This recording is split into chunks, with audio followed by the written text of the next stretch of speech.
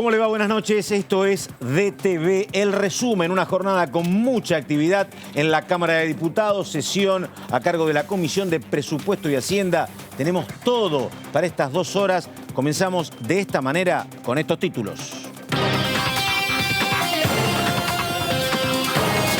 El Frente de Todos consiguió hoy la firma del proyecto de moratoria. Recordamos, el Frente de Todos consiguió la firma del proyecto de moratoria enviado por el gobierno y buscará aprobarlo este mismo viernes en el recinto. El oficialismo logró imponer su dictamen tras haber incorporado una serie de cambios al texto original a pedido del bloque opositor más importante y de otros minoritarios. Además, la Comisión de Presupuesto y Hacienda avanza con el proyecto de ampliación del presupuesto 2020. El presidente de la Cámara de Diputados, Sergio Massa, firmó las sanciones legislativas de las leyes de donación de plasma, fibrosis quística y recetas digitales. Es el paso previo a la comunicación al Ejecutivo para ser reglamentadas y publicadas en el marco de la pandemia de coronavirus.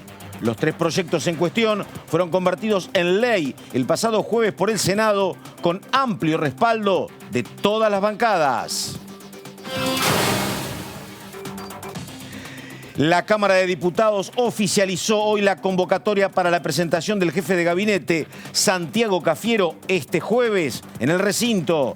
A través de una nota suscripta por el secretario parlamentario, se confirmó la citación a la sesión informativa a partir de las 15:30. Cafiero recibió 1.650 preguntas de los diputados y va a ofrecer su primer informe de gestión ante la Cámara Baja, luego de que el mes pasado hiciera lo propio en el Senado.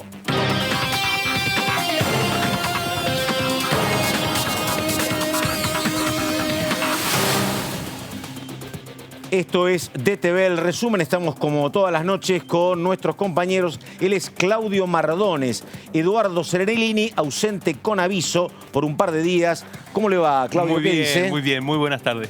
Bueno, jornada intensa. Primero dictamen para moratoria, después todo lo que tiene que ver con presupuesto y Hacienda, donde faltan cuestiones por determinar todavía. Todavía queda un poco a partir de que la bancada de Juntos por el Cambio está haciendo una serie de planteos, está intentando de que este viernes, inusualmente para una fecha de sesión en el Congreso, no entre este proyecto, sino que haya más tiempo para debatir. Señor Leonardo Fredes, ¿cómo le va? ¿Qué dice? Buenas noches. Pato, ¿cómo te va? Muy buenas noches. Muy bien. Bueno, a ver, Leo, contame, ¿qué sabes de lo que pasó? ¿Tranquilo o más o menos?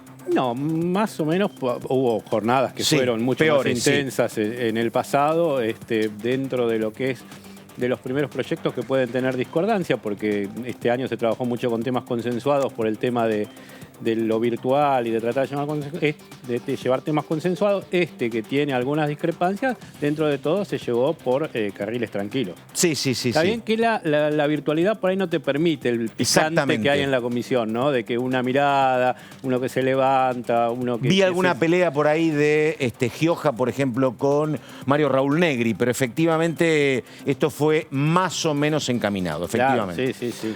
Tenemos nosotros, seguimos enseguida con Fredes y con Mardones, pero tenemos parte de lo que pasaba en la reunión de hoy. Debate, diálogo entre Carlos Heller y el diputado Laspina, hombre de Rosario, de Juntos por el Cambio, pasaba lo siguiente. ¿Qué estamos diciendo con el artículo 11, señor presidente? Estamos diciendo a un señor que está leyendo esta ley que usted puede hacer un fraude, quedarse con la plata del Estado, quebrar su empresa de manera fraudulenta, y dentro de un tiempo por ahí viene una moratoria que te va a levantar el muerto que dejaste a todos los argentinos. Creo que este artículo, presidente, es ciertamente injustificable y lo deberíamos revisar. Me gustaría algún día, diputado, que pudiéramos discutir francamente alguna de esas cosas que usted ha dicho. Porque yo le quiero decir que cuando yo era diputado y se trató el blanqueo y usted era presidente de la Comisión de Presupuestos, yo sentí una enorme indignación cuando vi que se le permitía blanquear a gente que había cometido delitos, había dejado de tributar, se había llevado plata de la Argentina, que había ganado en la Argentina y que de alguna manera había defraudado, estafado, etcétera, etcétera, etcétera. Pero creo que para que algún día, si le gusta, hacemos un debate abierto, si quiere, público, porque nos serviría para... Todos los blanqueos. El gobierno del kirchnerismo también tuvo blanqueos y ahora se está evaluando otro. Sí.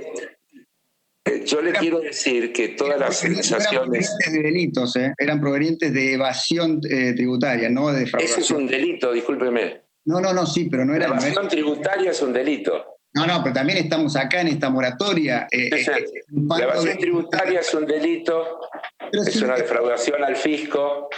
Pero no es eso, digamos. Y o sea, la plata, todos los blanqueos y todas las moratorias... Y la plata que se fuga, diputado, y la plata que se fuga, como se fuga, muchas veces tampoco se sabe muy bien cuáles son sus orígenes, cuáles son sus causas, de dónde vienen. La CEPAL dice que América Latina pierde 6,1 puntos de su PBI por evasión fiscal. Quiere decir que si estamos en las generales de la ley, podríamos decir que nuestro problema fiscal está fundamentalmente generado por ese fenómeno de evasión.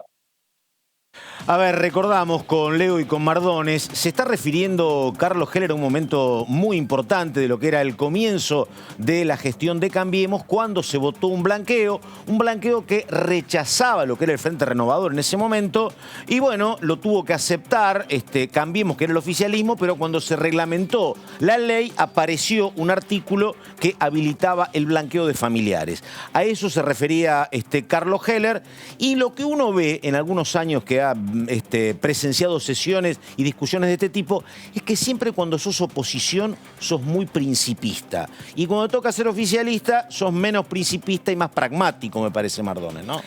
Bueno, es parte de esa discusión. Me parece que en el marco de la pandemia se pone en juego la necesidad política también de la oposición de dar una señal a la población en un escenario en donde gran parte del aparato productivo ante esta situación necesita acceder a una parte de la moratoria. Claro.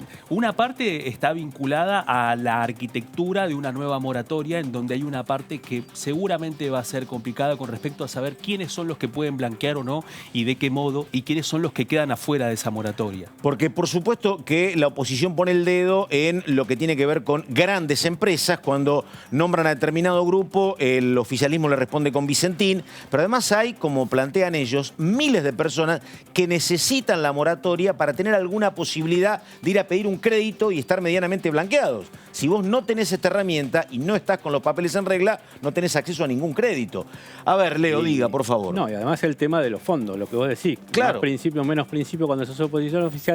Dale, exactamente. Acá, seamos generosos con los fondos, y cuando estaba el gobierno de Cambiemos, por ejemplo, para mover 2 puntitos del tema de la tarifa de luz, no se podía, los radicales luchaban contra el mismo PRO para poder modificar la tarifa, y ahora quieren ser generosos con todas las emergencia al turismo. Ahora que son oposición hay como más plata para hacer cosas. Me asusta eso, la verdad. Vos viste que todo el mundo está pidiendo razonablemente auxilio económico, ¿no? Piden para el turismo, piden los docentes, piden en salud. Ahora, ¿cómo haces para generar los recursos? Ese es el otro tema que no está claro, ¿no? Bueno, esa es una de las grandes discusiones en donde ya el propio Ejecutivo empieza a contar un poco parte de la geografía económica que empieza a tener el país.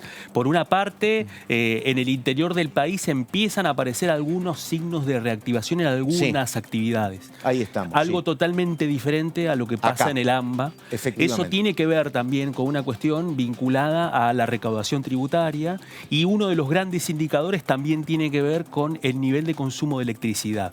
Esos son parte de los datos que en las entrañas del Poder Ejecutivo están evaluando para al menos poder saber cuál va a ser el derrotero del segundo semestre en materia económica, cuál va a ser ese impacto tributario y cuáles son las herramientas fiscales a las que se puede echar mano. Vamos a estar hablando ya con el diputado Pablo González, hombre de la provincia de Santa Cruz, representante del Frente de Todos. Diputado, ¿cómo le va? Mi nombre es Carlos Méndez, estamos acá con el señor Mardones, estamos con Leo Fredes. ¿Cómo le va? Buenas noches. ¿Qué tal? Buenas noches, muy bien, gracias. En Santa Cruz está, ¿no? Sí, en Río Gallegos. Perdóneme, acá fue el día hoy más frío del año, 1 grado hacía temprano. ¿En Río Gallegos qué temperatura tuvieron? No, hoy anduvimos bastante bien.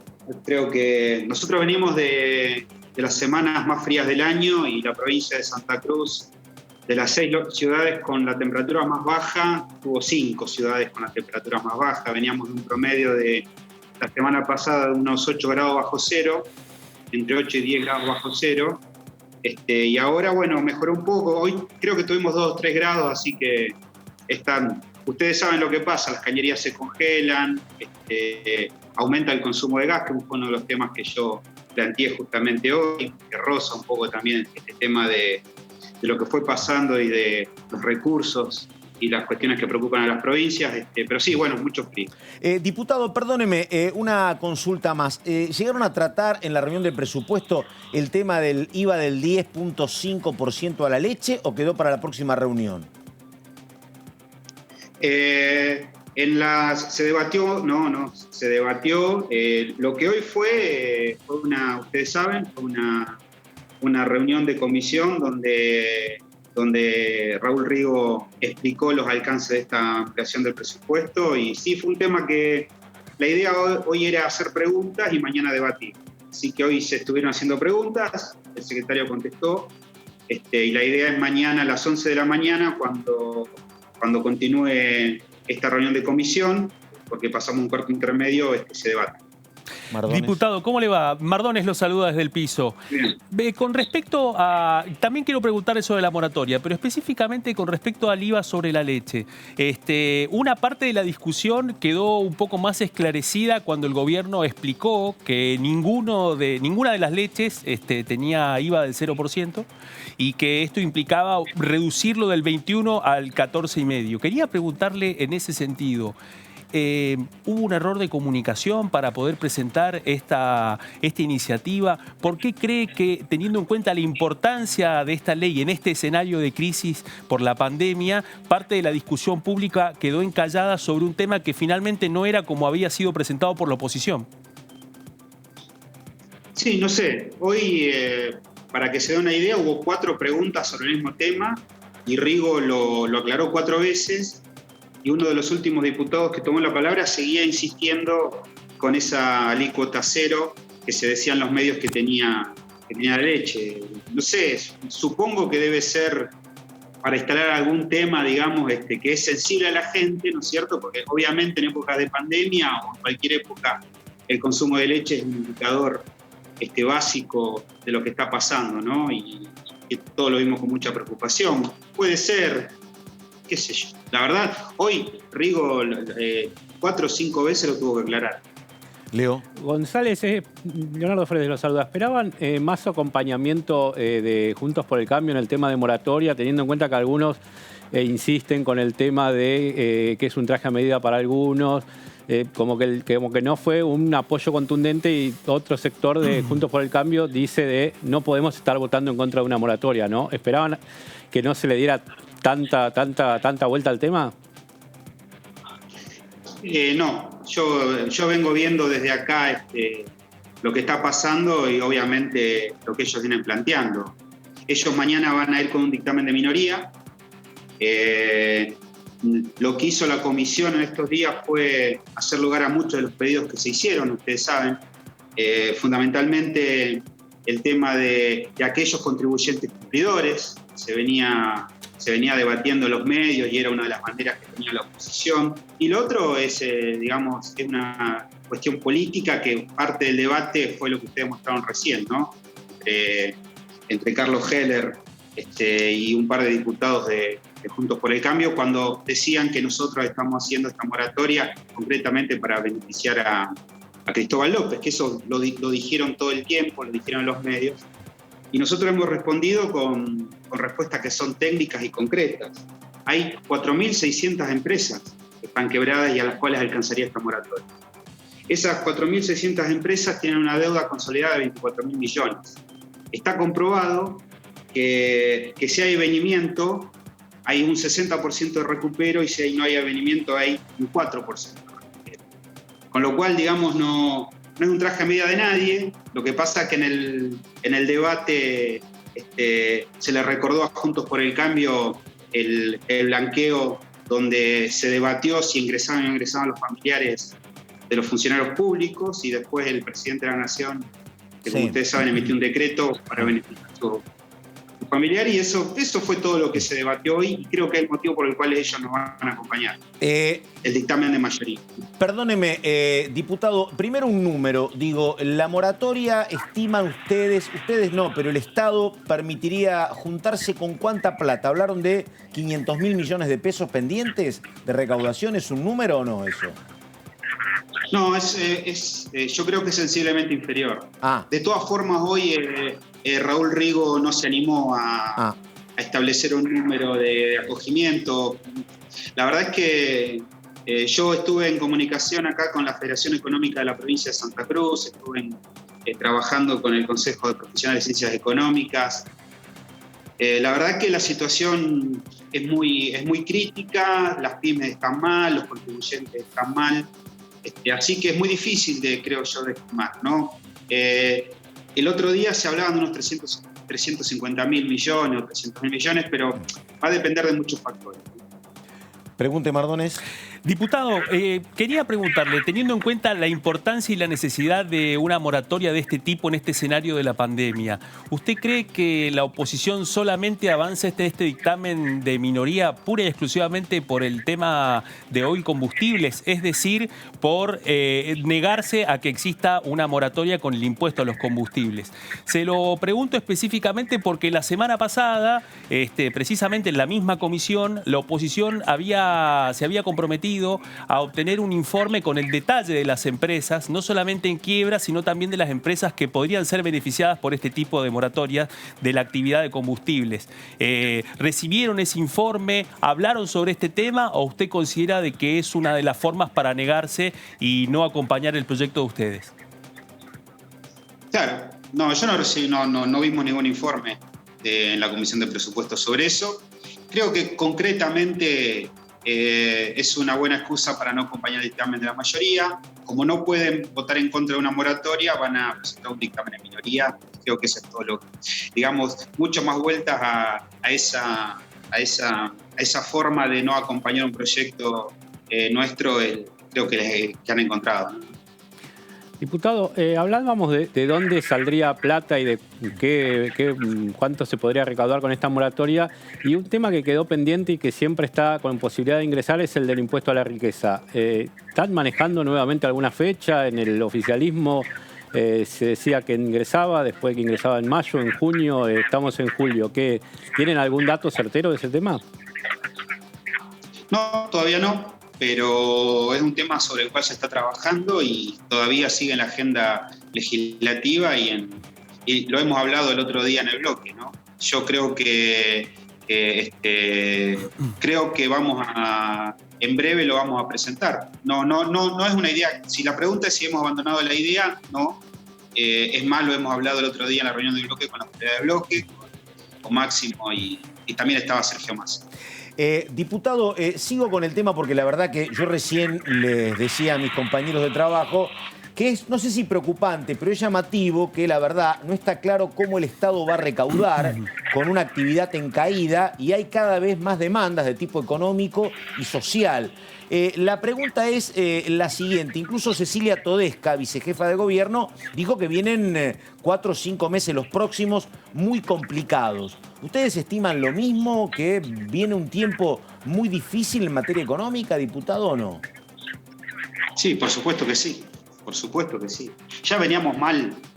Nosotros veníamos de una ley de emergencia. Lo que nosotros aprobamos en el mes de diciembre fue una ley de emergencia y hablábamos en esa época de tierra arrasada. Ahora nosotros, los que caminamos el territorio, lo que uno ve es mucha angustia de la gente, la verdad. Ve que la gente que va a los comedores no baja, ve que la gente está asustada, que la pandemia nos obliga a abrir actividades y después tal vez dar un paso atrás.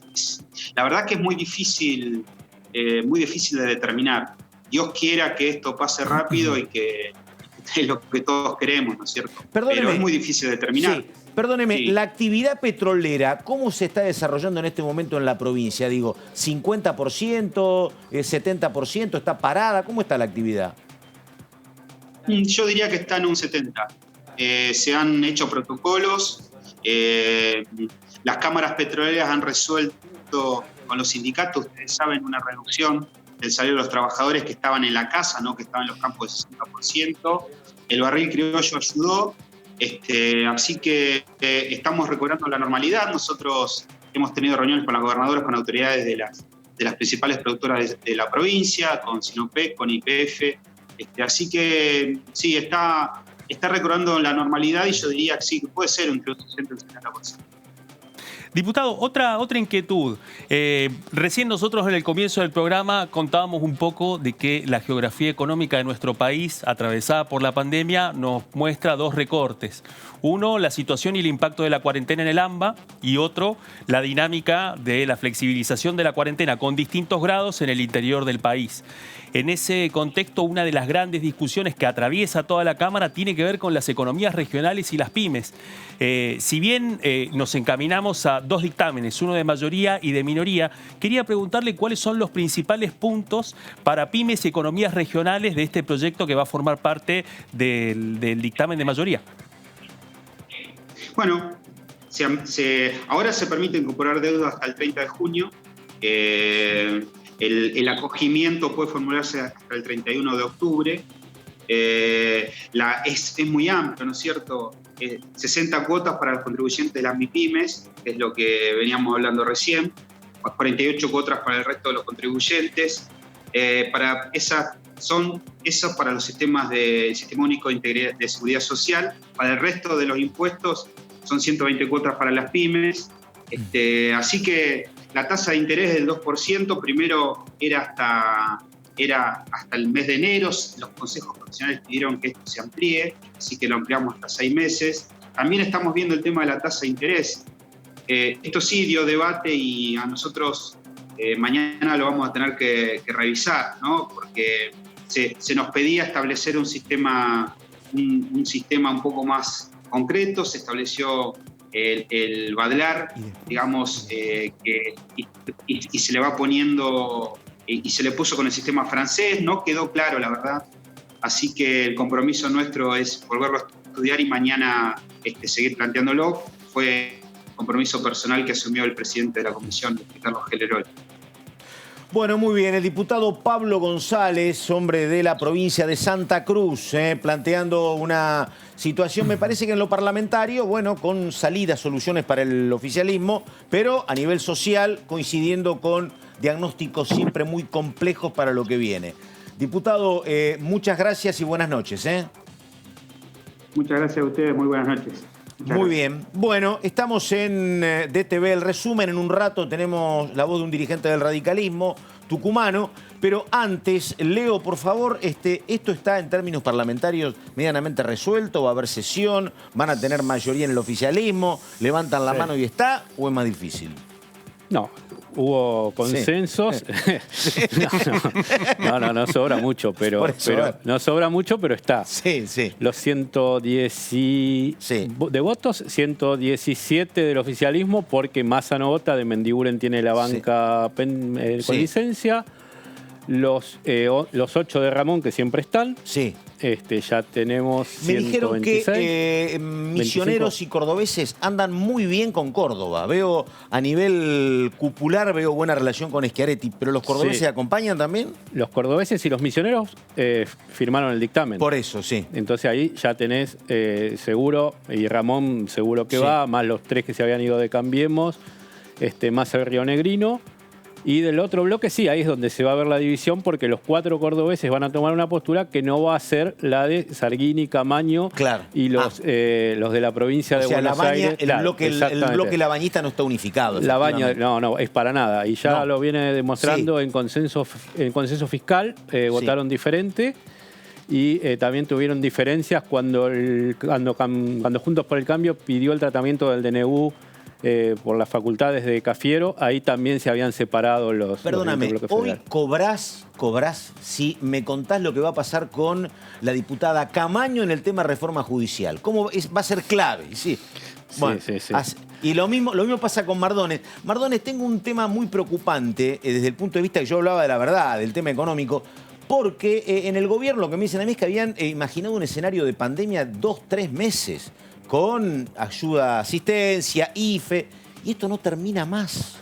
Y la actividad sigue, bueno, alguna recuperación, vos decís, pero el AMBA sigue muy golpeado. Digo, AMBA, más pandemia sí. Y menos ingresos, Mardones. Más pandemia, menos ingresos y dos mensajes. Porque por una parte nos encontramos con un escenario en donde hay un cuentagotas de la ayuda social. Ahora es cierto que en esta misma Cámara, en los intercambios que ha tenido el presidente Alberto Fernández con los titulares de cada uno de los bloques, hay que recordar que la última vez fueron... Sí. Reuniones desdobladas. En los dos casos el presidente dejó claro de que iban a avanzar con las ayudas, se iban a utilizar los subsidios todo el tiempo que fuera necesario. Sí, pero bueno, claro, digo, eso no es que emitís nada más, ¿no? Es un tema complicado. Y además yo hoy contaba que había señales desde Europa complejas, ¿no? En Gran Bretaña, por ejemplo, el primer ministro dice salgan a trabajar y la gente tiene miedo porque los contagios siguen y lo mismo pasa en España, ¿no? Y eso desde el punto de vista de la economía es muy duro es. Parte de eso lo estamos empezando a vivir en este momento. Nos estamos acercando al pico de la pandemia, en donde sí. El contrapunto de políticas públicas entre la ciudad de Buenos Aires y la provincia de Buenos Aires tiene que ver con cómo surfear esta situación, sí. Teniendo en cuenta el impacto negativo en la economía. Ahora, vos fíjate, el 9 de julio estaban los libertarios ocupando el obelisco, desaparecieron, ¿no? Así es. Desaparecieron. Bueno, vamos a saludar a un hombre de la salud, porque es odontólogo. José Cano, diputado radical, hombre de Juntos por el Cambio de la provincia de Tucumán. Diputado, ¿cómo le va? Carlos Méndez los saluda acá en DTV. Buenas noches. ¿Cómo está, Carlos? Muy bien. Buenas noches para vos y para todo el equipo. ¿Está en San Miguel, diputado? Sí, estamos en la capital, en Yerbabuena, en realidad. Bueno, a ver, yo recién le contaba a Leonardo que anoche rápido los primeros reclamos que vi por este aumento del 10.5 al IVA de la leche fueron una información suya en redes sociales y otra del diputado Pastori.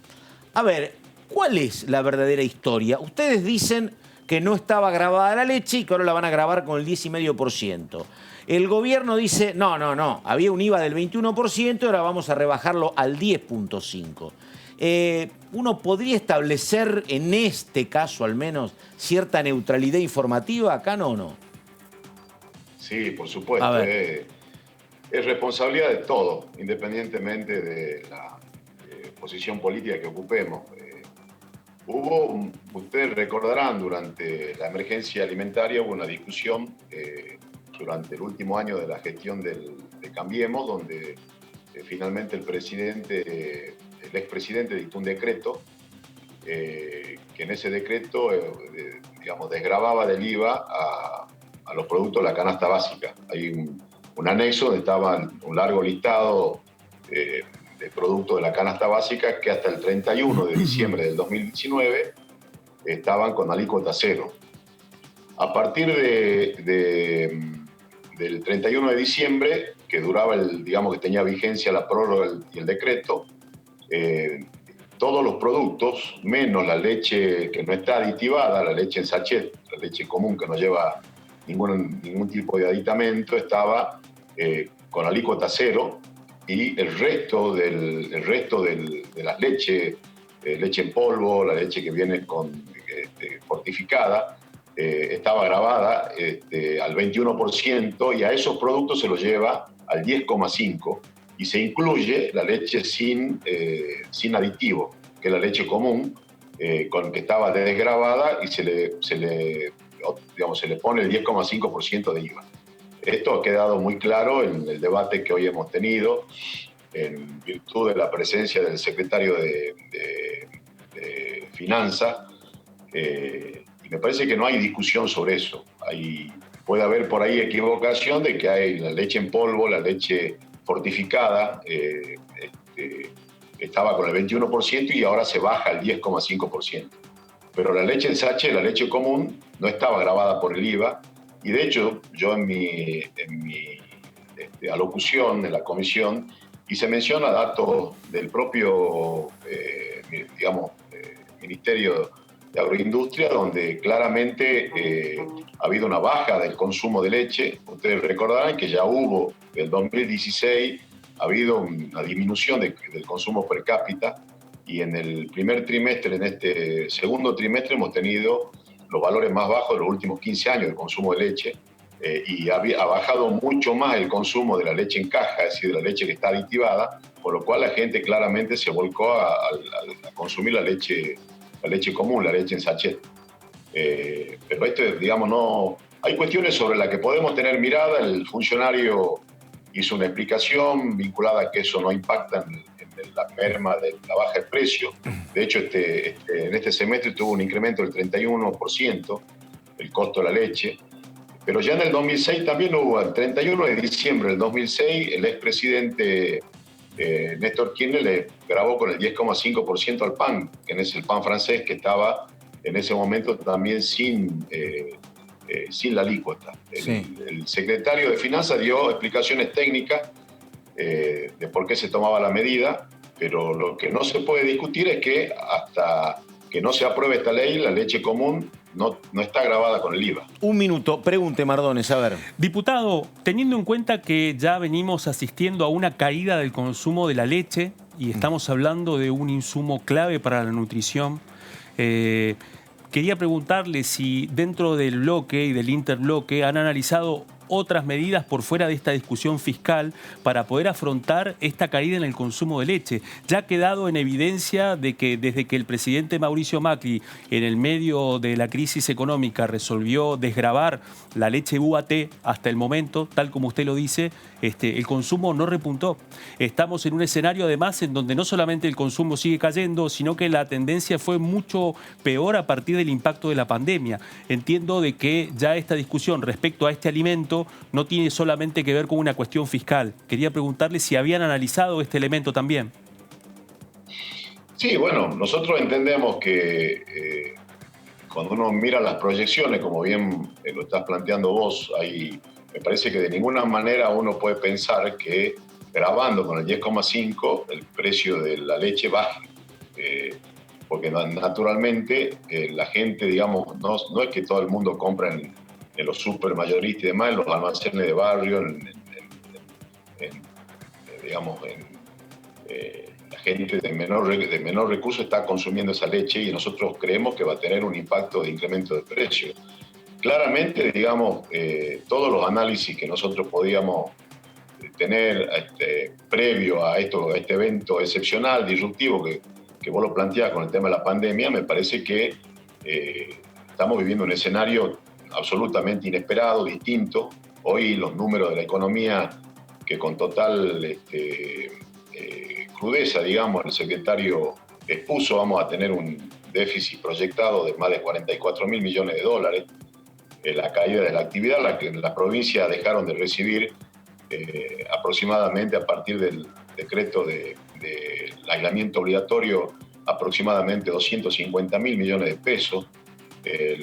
Hubo una caída en el mes donde más impactó, en el mes de mayo, casi tuvimos la misma recaudación que el mismo periodo del año pasado. Perdóneme, diputado, porque usted dijo... La recaudación Sí, diputado, perdóneme, sí. Porque usted dijo déficit de... en algún número lo dio en pesos y otro dijo 44.000 millones de dólares. Son las cifras que proyectó el secretario en la presentación que hoy hizo en la comisión. Ahí la caída, digamos, la primera cifra que yo le di es la merma producto de la caída de la recaudación de impuestos coparticipables que dejaron de recibir las provincias y que el gobierno nacional compensó esas pérdidas. Sin duda que hay un enorme esfuerzo fiscal por parte del gobierno nacional, no solamente atendiendo esta situación, sino los distintos programas que se han implementado en términos de asistencia social, del IFE, de los ATP, del fortalecer todo lo que tiene que ver con los comedores, con la referencia a digamos, lo que hacía referencia recién vinculado al tema del consumo de la leche. Claramente hay que tener, digamos, la inteligencia para que entre nación, provincia y municipio la mejor articulación para que todas las medidas que se están tomando impacten en los sectores, digamos, más castigados por la crisis. De hecho, nosotros hemos presentado un sinnúmero de proyectos vinculados a este tema y a otros, y hay sectores que todavía que hoy lo planteamos también y que lo venimos charlando con el Ministerio de Transporte de la Nación. Ustedes habrán visto que hay una enorme conflictividad en el transporte público en distintas provincias de la Argentina. Sí. Y bueno, nosotros presentamos un proyecto que ya tiene dictamen por unanimidad en la Comisión de Transporte que me toca presidir, de crear un fondo federal para resolver las asimetrías históricas que existen entre el transporte público del interior y el AMBA. Y bueno, también nos quedamos con mucha preocupación porque el secretario de Finanzas nos planteó, como efectivamente yo le hice en mi alocución, que el fondo para las provincias del interior se agote en agosto. Y a partir de septiembre, digamos, los gobernadores van a tener que resolver la cuestión de conflictividad con el transporte público, que de hecho está recaudando un 75, un 80% menos de lo que normalmente recaudaba, y va a tener que hacer requerimiento a la Nación, lo cual nos preocupa y mañana lo vamos a plantear ya en el pleno de la comisión. Leo, por favor. Diputado, más allá del tema de la leche, que tomó un poco más protagonismo que el proyecto en sí, en ampliación presupuestaria, ¿qué dictamen van a firmar o con qué idea van a llegar al recinto? Mirá, nosotros hay una tradición, y ustedes lo saben porque obviamente también cubren el Congreso, de acompañar siempre los presupuestos, ¿no? Que es el instrumento, la herramienta que tiene el Poder Ejecutivo, y ahora, digamos, si bien es cierto, no ha habido un envío del presupuesto 2020, porque obviamente están dentro de las facultades constitucionales, están ejecutando con el presupuesto aprobado, el último presupuesto aprobado en el 2019, lo que hoy le planteamos al presidente de la comisión, al diputado Heller, que la verdad que reconocemos la predisposición al diálogo, la buena voluntad, el ambiente de armonía, más allá de los disensos que podemos tener, pero hoy estuvimos prácticamente de manera continua desde las 11 de la mañana hasta hace un rato discutiendo tanto la moratoria como la ampliación del presupuesto, pero es contundente la opinión que tuvo el titular de la Oficina de Presupuesto de la Cámara. La verdad, ayer recibimos el proyecto del Ejecutivo y la propia oficina de la Cámara, hoy estuvo el titular y dijo que no podía hacer un análisis ni una evaluación porque no tuvo tiempo de verlo.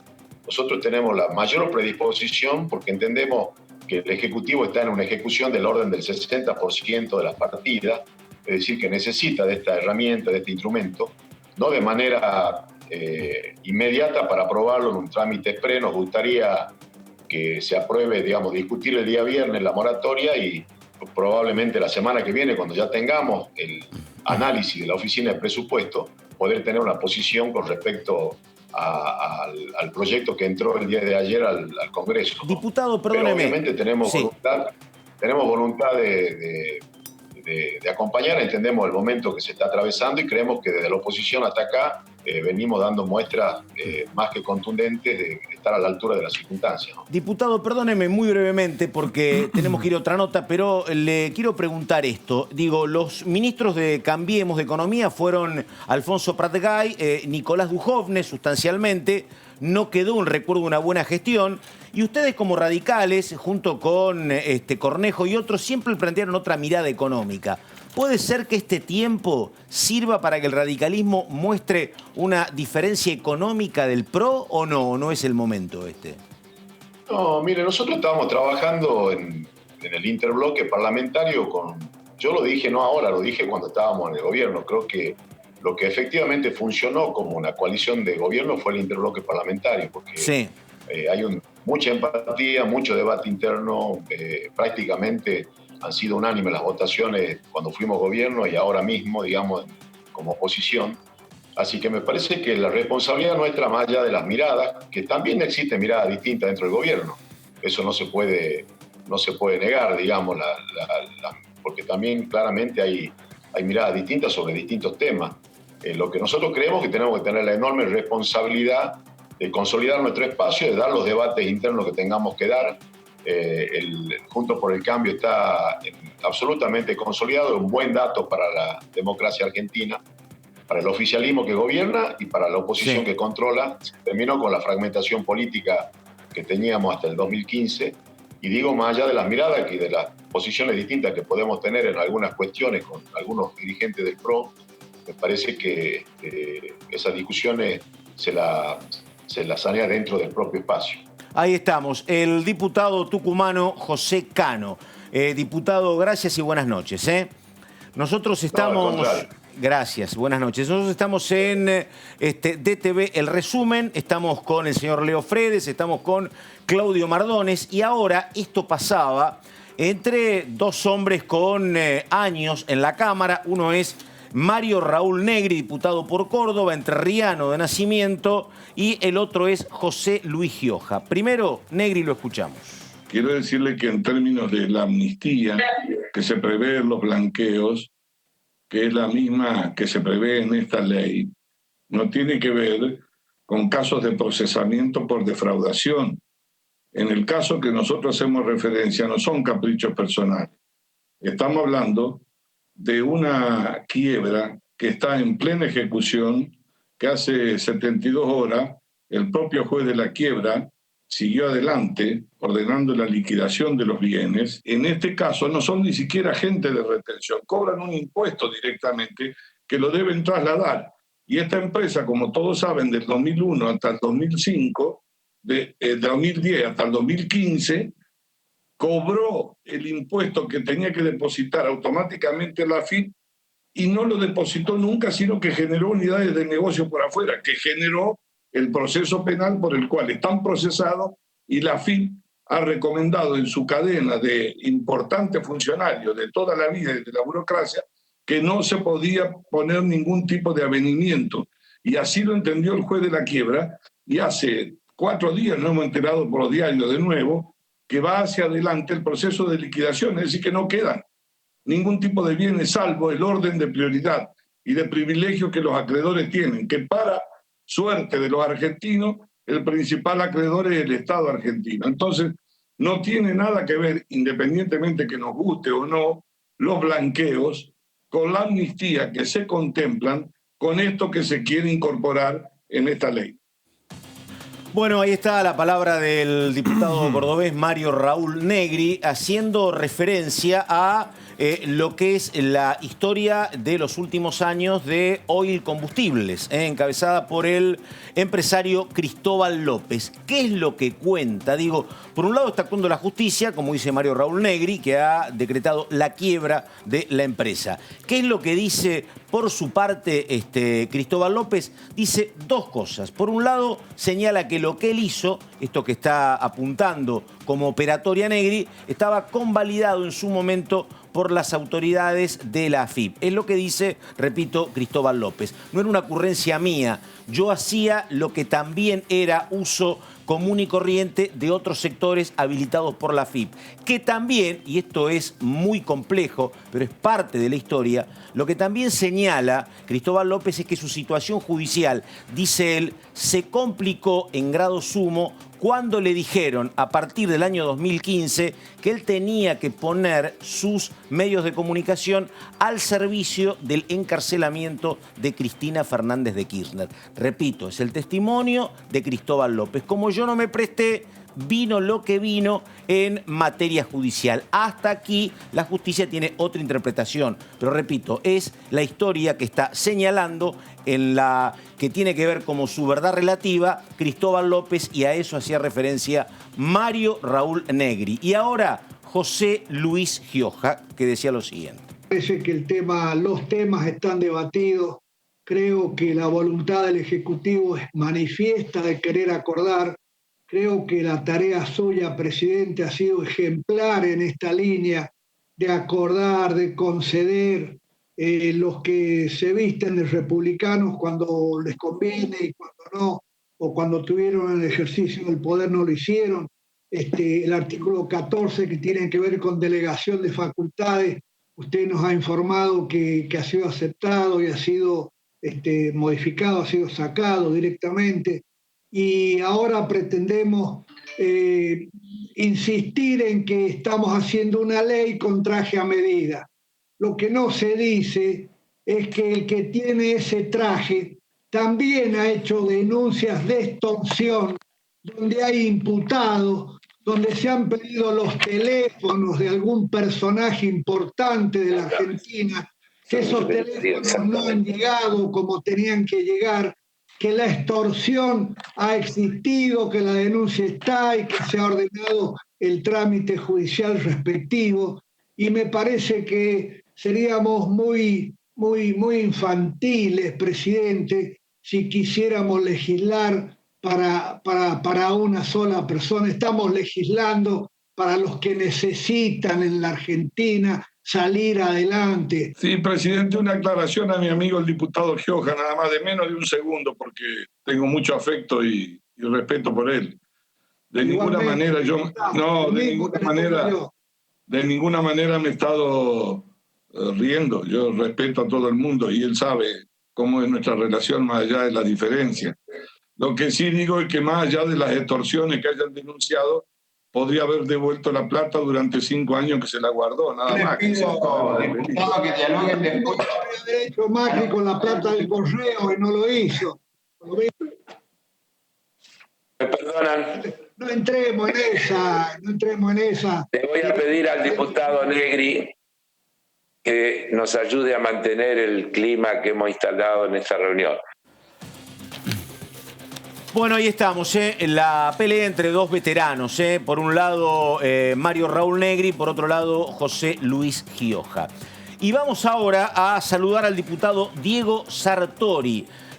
Tal vez tiene el nombre más lindo de los bloques, el Frente de la Concordia, justamente acá. Bueno, a ver, Sartori, ¿cómo le va? Buenas noches. Carlos Méndez lo saluda. ¿Qué dice? ¿Cómo anda la Concordia? Buenas noches, ¿Bien? Carlos. Bien, Carlos. Siempre estamos con Concordia. Un gusto saludar a toda la gente de Diputados TV. Así que un placer dialogar con usted y a través del suyo con toda la gente que nos está mirando, que es mucha. Bueno, efectivamente. Bueno, a ver, le pregunto, Diego, me contaba Leo, que estuvo siguiendo puntillosamente la sesión, que ustedes firmaron el dictamen de mayoría a favor de la moratoria. ¿Tenían dudas cuando se sentaron o ya estaba casi resuelto eso, Diego? No, tenemos dudas, porque acá la chicana esta que recién escuchábamos ahí, que ustedes bien lo ponen y lo ilustran, creo que son más que para una cuestión interna que externa. Todo el mundo buscamos una moratoria que beneficie a la gente, como bien lo dijo el diputado Gioja, y bueno, es común ver que un diputado cuando está en una vereda o cuando está en la otra tiene el discurso cambiado. Así que yo no entraría en esos detalles, sino que estaría pensando que cuando legislamos para la gente, y máxime aún teniendo en cuenta que estamos ante dos pandemias, una pandemia sanitaria y una pandemia económica. Entonces, más allá de la discusión y los debates, tenemos que dar soluciones y soluciones rápidas. Yo creo que el gobierno está encarando de la mejor manera y sería lamentable que nosotros estemos poniendo el carro delante de los caballos, ¿no? Estamos. Mardones. Diputado Sartori, ¿cómo le va? ¿Cómo está? Mardones lo saluda desde el piso. Diputado, entiendo que a partir de la discusión que se avecina, en la medida que vamos transitando el segundo semestre de este año, el Frente de la Concordia Misionero empieza a tener una centralidad mucho mayor en la negociación. Es cierto también de que en el Poder Ejecutivo Nacional hay representantes de mucha importancia de Misiones, como es el caso del secretario de Energía, Sergio Lanzani. Quería preguntarle qué evaluación hacían ustedes sobre el desempeño del secretario de Energía, más teniendo en cuenta que durante el último tiempo ha sido destinatario de una serie de críticas por su desempeño al frente de la cartera de Energía, y también, digamos, queda en evidencia, tanto en la Cámara, también en la Casa Rosada, cuál es la relación que existe entre el Gobierno Nacional y el Gobierno provincial para poder sostener al secretario al frente de ese cargo. Bueno, el Frente Renovador de la Concordia, como su nombre lo dice, más allá de las cuestiones personales, y en este caso un funcionario, siempre está pensando en la grandeza del país, y por supuesto que nosotros estamos pensando en nuestra provincia, que ha demostrado con creces un manejo responsable de política de Estado, tanto sanitaria como económica. Y me baso en los casos que nosotros tenemos de COVID, y me baso en ser una de las provincias con menor índice de pérdida de empleo del país. Entonces, en esas cuestiones siempre actuamos pensando en una Argentina grande y en una provincia que, como lo hice hoy a la tarde, cuando estuvo el secretario de Hacienda escuchando nuestras exposiciones, es reclamar algunas cuestiones que a veces cuando se hacen las cosas bien por ahí quedamos de lado. Nosotros venimos manteniendo equilibrio fiscal hace rato, haciendo los deberes más allá del gobierno que esté. Entonces yo creo que nosotros no mezclamos las cuestiones y que un funcionario nuestro esté ocupando un cargo, bueno, es una cuestión coyuntural y yo creo que si el presidente entiende, el presidente Alberto Fernández, que el funcionario es útil, lo va a mantener. Y si cree que no, también más allá de las cuestiones nuestras de misiones, lo va a cambiar, ¿no? Pregunte, Leo. Sartori, Leonardo Fredes, ¿cómo le va? Le pregunto, en el tema moratoria, ¿van a plantear alguna duda durante el debate en particular? Decía que tenía algunas dudas, ¿van a plantear alguna objeción durante el debate en particular y puntualmente en algún artículo? Y otro tema es ampliación presupuestaria, ¿con qué idea van a la firma del dictamen? Nosotros planteamos que queríamos que también las obras sociales y la RT también hagan lo propio de lo que planteaba el dictamen de moratoria y bueno, fuimos escuchados. Cuando dijimos también otra de las cosas que planteábamos nosotros era dar algún beneficio a aquellos que estén al día, porque siempre hablamos de moratoria y premiamos a aquellos que nos cumplen. También para aquellos que, bueno, están al día también me parece que deben ser mirados. Lo explicó la titular de la FIP, Mercedes Marcó del Pon, en el impuesto de los bienes personales está contemplado ese tema, es materia de discusión, pero bueno, lo importante es que el dictamen que sale va a beneficiar a la mayoría de las pequeñas y medianas empresas y también a empresas que tienen problemas y que deben justamente en este marco ponerse en marcha para generar empleo. Así que bueno, estamos acompañando y las objeciones ya hicimos porque hoy es la tercera vez que estamos en comisión planteando otros temas. Y mañana vamos a continuar. Sí, diputado, una más, para un marco general, digo, para la gente que no conoce, creo que es la mayoría, digo, ¿cómo funciona este Frente de la Concordia Misionero? Que mirado desde la capital federal es como un raro matrimonio donde conviven de la mejor manera gente con origen radical y gente con origen peronista, ¿no? Es un fenómeno bastante particular, si no, no sé, creo que prácticamente el único en la política argentina lo que pasa en su provincia, ¿no? Sí, así es, y hace casi 20 años que estamos en este Frente Renovador de la Concordia, que nace justamente de la no puesta de acuerdo de los partidos políticos tradicionales. Mi origen es justicialista, sí. Y donde nosotros priorizamos las cuestiones de la gente más sí. allá de las cuestiones partidarias. Y muchas veces los partidos políticos fracasan porque se dedican a pelearse internamente entre las cuestiones que a la gente no le importa y se olvidan del objetivo por el cual un político viene a ocupar un cargo, sí. Es trabajar para solucionar problemas de la gente. Bueno, el Frente Renovador de la Concordia de Misiones tiene claro el horizonte, por eso también tiene años en esta cuestión. Sí. Bueno. Años de gobierno con política de Estado, ¿no? Perfecto, la verdad, es una historia que acá adentro se conoce, pero afuera se conoce menos. ¿Alguna pregunta pendiente, señores? No, ¿no? No, le había preguntado que quedó ahí un poquito ahí en el tintero el tema ampliación presupuestaria, ¿qué dictamen firman? Sí, mañana vamos a ver cómo va a terminar el dictamen. Hoy habíamos hecho nosotros, no sé si ustedes lo vieron, justamente una objeción o una propuesta, más que una pregunta al secretario de Hacienda que estaba, que es que nosotros, las provincias que estamos fiscalmente al día, seguimos cumpliendo con los objetivos y las metas que se nos pusieron en tiempo y forma, que no nos dejen al margen de que por ahí benefician a otras provincias, que no estamos en desacuerdo, pero por ahí los márgenes para nosotros son menores. Entonces planteamos cambiar algunos porcentajes de distribución. Pero bueno, vamos a ver mañana a ver qué pasa. Muy bien, el diputado Diego Sartori, hombre de la provincia de Misiones. Diputado, gracias y buenas noches. A ustedes le mando un abrazo a los tres y cuídense. Gracias, igualmente. Muy necesario eso, ¿eh? Bueno, vamos a entrar ahora en un tema muy complicado, donde la verdad las buenas noticias no están abundando y tiene que ver con el informe, con los números de la jornada de hoy en materia de COVID. Mirá vos qué números, 5.939 nuevos contagios en todo el país y en total ascienden a 173.355, la verdad que un número preocupante, otra vez en 6.000, Tenemos 4.167 en provincia, un montón, y 1.200 en Cava. Atención que Cava, recordamos que Cava apuntaba a tener menos de 800 y están 1.200. Fallecidos, otra vez un mal número, 120 personas en todo el país y en total ascienden a 3.179. Así que vamos con ocupación de camas. A ver cómo está. Nación 54.7 en terapia, AMBA 64.1 y los 3 ministros, el de Nación, el de Provincia y el de Capital, mirando esto con mucho cuidado. 75.000 pacientes recuperados en todo el país. Bueno, esto es lo que está pasando. Hoy creo que estábamos hablando antes de empezar con Leo y con Mardones.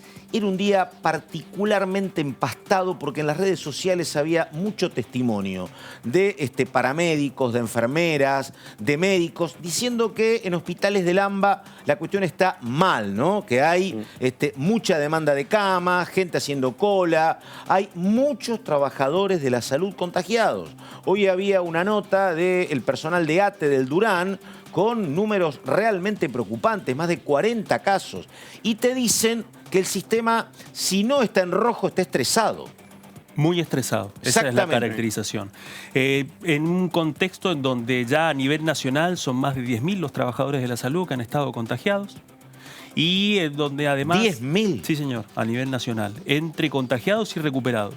Y el otro problema es que, viste, te dicen, inauguramos un hospital, hay más camas, aparece Tecnópolis, pero una cuestión que no se puede gestionar en poco tiempo es el recurso humano. Y entre los que tenés contagiados y los pocos que había en el país cuando empezó la pandemia 2.500 personas para todo el territorio que eran terapistas intensivos. Exactamente. Y es muy poca gente, alguna fue trasladada, así que bueno, sí. Y digo, Leo, un dato que no es menor, en nuestro ámbito periodístico, que somos 4.000 en nuestro gremio, en Capital, muy pocos, pero hay mucho caso también. Sí, se van dando casos de colegas, se van cerrando estudios, achicando la infraestructura donde se trabaja al mínimo como para evitar aglomeraciones y que se siga contagiando gente. No está exento. Sí, y digo, la verdad, hoy hablaba con un hombre que maneja datos, ¿no?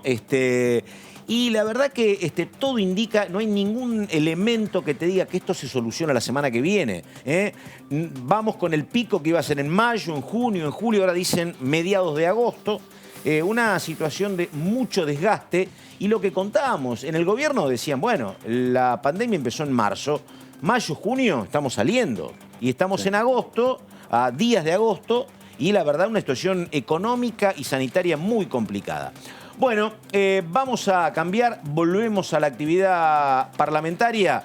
La palabra de un mendocino, José Luis Ramón, que también, Leo, fue importante para facilitar la aprobación del tema de lo que era la moratoria. Me parece que un alivio también, Claudio, para este tema, ¿no? Así es. Sí, y un pasaporte para poder garantizar de que la moratoria no quede trabada en la discusión parlamentaria. El testimonio de Ramón en ese sentido es uno de los pasaportes como para poder garantizar de que la moratoria puede llegar a buen término. Hay que recordar que dentro del interbloque de Unidad y Equidad Federal para el Desarrollo que preside José Luis Ramón están los 4 diputados que forman parte del Frente de la Concordia Misionero. Del mismo modo como los 3, del mismo modo como en el bloque del labañismo están los 4 diputados que forman parte del bloque de Córdoba Federal. ¿Por qué menciono estos 2 casos? Porque dentro de esos 2 conglomerados que reúnen a 19 voluntades, tenemos un grupo de legisladores que responden al gobernador de la provincia de Misiones y otros que responden al gobernador de Córdoba. En ambos casos, durante los últimos 5 semanas, el gobierno ha llevado adelante una serie de acercamientos con ambos gobernadores para poder responder a una de las grandes preocupaciones que tiene que ver con la distribución de ATN y de aportes al Tesoro Nacional. Eso en parte ha sido uno de los elementos que permitió acercar un poco más posiciones con ambos bloques. Los medios de Córdoba generalmente cuentan las asperezas entre Schiaretti y Fernández. Esta semana hablaban de un vínculo muy fortalecido. Bueno, la palabra verde, José Luis Ramón, que estaba anunciando que empezaba esta noche a viajar. Va a estar mañana en la presentación de quienes van a integrar el Consejo Asesor de Alberto Fernández en materia de reforma judicial. Empezaba su viaje Ramón, había participado de la reunión de la Comisión de Presupuesto y Hacienda, hablaba con nosotros y decía esto. En la oposición somos varios grupos y hay un grupo de la oposición que tiene algunos problemas bastante serios en cuanto a la interna y tratar de buscar el liderazgo de quién se pelea o no con el presidente de la Nación. Y lo que ocurrió hoy en la Comisión de Presupuesto es algo muy curioso, porque justamente lo que está pasando en la Cámara de Diputados es que estamos discutiendo un proyecto de ley de moratoria que es el camino necesario de dos cosas que están ocurriendo muy graves en la Argentina y en el mundo. Por un lado es el parate total al asumir una decisión de poner en cuarentena todo el sistema social y económico que es lo que genera el motor del desarrollo económico, y donde la sociedad toda está en un problema económico muy serio y que quiere cumplir con las obligaciones del fisco. Y por otro lado, la falta de recaudación muy grande del sistema estatal. Entonces, en ese combo que de dejar que siga girando puede ser una explosión muy fuerte en muchos aspectos. Sobre todo cuando se tomó una decisión, todas las fuerzas políticas, porque fuimos a la Casa Rosada y se lo hicimos saber al presidente Alberto Fernández, que nosotros y cada una de las fuerzas políticas que formamos parte de la oposición habíamos resuelto acompañarlo a él para que sea el comandante de la crisis. ¿Por qué? Porque quien está al frente de la nación tiene que tomar la decisión de poner en cuarentena a toda la Argentina en pos de cuidar que de manera potencial se pueda afectar la salud o la vida de miles de argentinos. Partido de... En la oposición... Muy bien, y vamos a un hombre del oficialismo, el neuquino Darío Martínez, hombre del Frente de Todos, habló con nosotros y explicaba también cuál era la posición del oficialismo, que como decíamos hoy con Mardones, cuando uno es oficialista, la urgencia principalísima de este gobierno es recaudar, ¿no? Y otra cuestión que también yo recuerdo que planteó con claridad Mercedes Marcó del Pon, que dijo, miren, lo que nos interesa a nosotros, la verdad, es cuando termine esta pandemia, dejar empresas con cierto músculo para que puedan reactivarse. Y consideramos que la moratoria le puede dar ese tipo de alivio o de apoyo. Después discuten cuestiones que también son importantes, pero que pertenecen a otro ámbito, si corresponderían o no las moratorias en determinados casos puntuales. Pero esto dice Darío Martínez. A ver. Recordemos diciembre cuando discutimos la ley de solidaridad en un contexto de emergencia que estábamos y traíamos de hace tiempo. Ya en ese momento hubo un planteo importante con pedidos de moratorias. De hecho, incluimos una moratoria destinada a pymes. Aquellos que tenían certificado Mi Pyme planteaban la necesidad de ser incorporados. Estoy hablando de diciembre, donde nadie hablaba de la pandemia, donde nadie hablaba del coronavirus, pero la situación económica del país, con índices graves en cuanto a lo económico, 35% de pobreza, 2 dígitos de desocupación, la mitad de la industria paralizada. La verdad que era una situación económica compleja y había una demanda y una necesidad de moratoria. Bueno, ahí estamos. Recordamos que se va a empezar a mover la reforma judicial, porque mañana hay presentación de lo que va a ser el equipo asesor del presidente. Son 11 integrantes del mundo judicial. Quedó pendiente el señor Leo Frede, me va a decir cómo va a votar Graciela Camaño, que va a ser clave, me parece, para tratar de destrabar ese tema. Y mientras tanto, vamos a saludarla a Romina del Pla. Diputada, ¿cómo le va? Carlos Méndez la saluda aquí en Diputados TV. Buenas noches. Buenas noches, ¿cómo están? Bien, bien. Bueno, a ver, Romina, no van a acompañar la moratoria, me parece, ¿no? No, ni la moratoria ni la ampliación de presupuesto. Sí. Justamente ahora a la tarde, la intervención con las preguntas ante el secretario Rigo que estuvo exponiendo, fui muy clara en que para nosotros tienen una relación, es un paquete de medidas que está mandando el Ejecutivo, no es una casualidad. Y justamente mostrábamos la contradicción de una moratoria donde se le perdonan a las grandes empresas no solo impuestos que no hayan podido pagar, sino también se le permiten cómodas cuotas para recursos que han recaudado de terceros, por ejemplo el IVA, que ha pagado un desocupado, un jubilado, una ama de casa, a los alimentos, por ejemplo, o a cualquier producto de primera necesidad, y que las grandes, por ejemplo, cadenas de comercialización, en muchos casos retienen, no pagan y ahora tienen el derecho a entrar en 120 cuotas a la moratoria. Yo marcaba la contradicción entre esta moratoria a los agentes de retención y, por ejemplo, el restablecimiento a la leche fluida, sí, que está contemplada en la ampliación de presupuesto. Entonces, ¿cómo? Los desocupados, los que estamos pagando gran parte de esta crisis, jubilados que le han suspendido la movilidad, pagan el IVA, las empresas que lo recaudan no lo depositan, tienen acceso a la moratoria y la contraparte es un intento de aumento de recaudación aumentando el IVA a un producto tan elemental como la leche. Entonces, efectivamente, acá hay algo que no cierra y que tiene que ver con una orientación más general, tanto del presupuesto como de la moratoria, que nosotros entendemos que es reforzar distintos mecanismos de subsidio a las grandes empresas sin abrir sus libros, porque acá está el tema. No se sabe realmente si aquella empresa que entra en la moratoria o si aquella empresa que es beneficiaria del ATP, por ejemplo, para pagar una parte de los salarios a los trabajadores, realmente tiene la crisis que dice tener o no. Como no se abren los libros, no hay posibilidad. Entonces, en realidad termina siendo un subsidio a los Techín, a los Rogio, a las grandes empresas, y entonces después han quedado 3 o 4 millones de personas por fuera del IFE, o los jubilados tienen que seguir soportando la suspensión de la movilidad jubilatoria. Yo justamente marcaba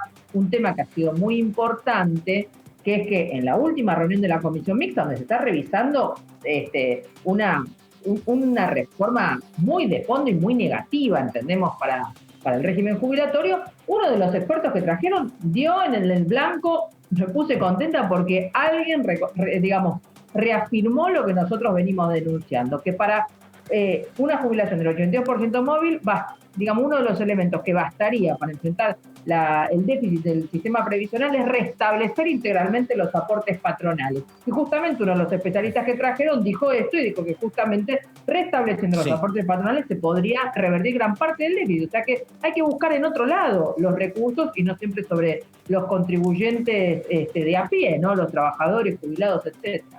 Pregunte, Mardones. Diputada, ¿cómo le va? Mardones la saluda desde el piso.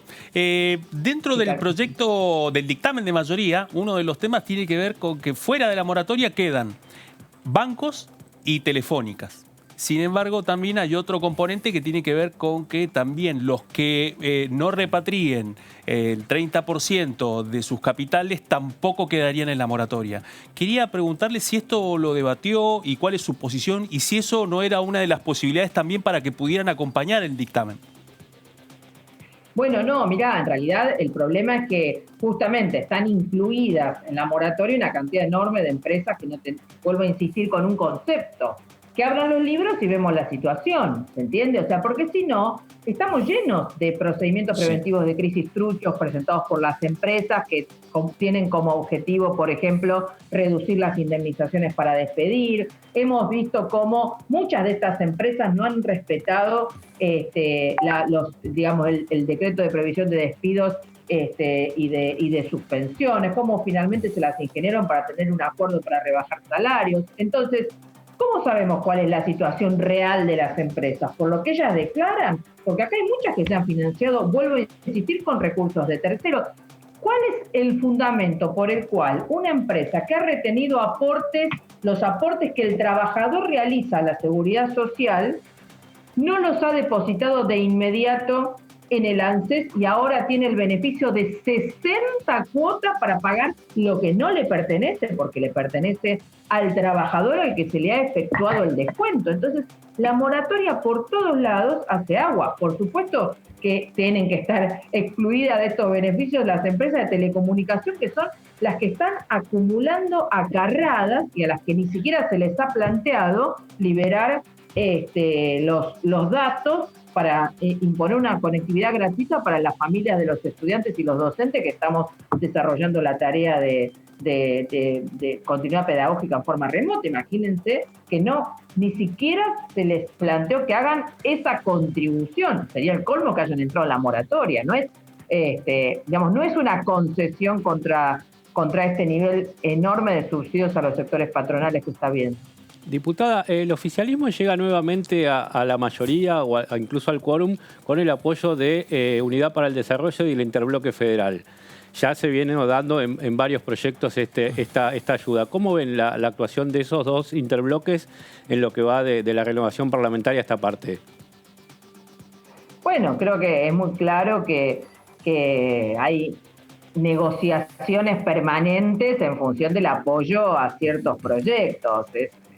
Es muy llamativo cómo aparecen algunos bloques con cierta información clasificada, un trato especial. Pero bueno, nosotros desde el Frente de Izquierda mantenemos nuestros principios, mantenemos nuestros planteos.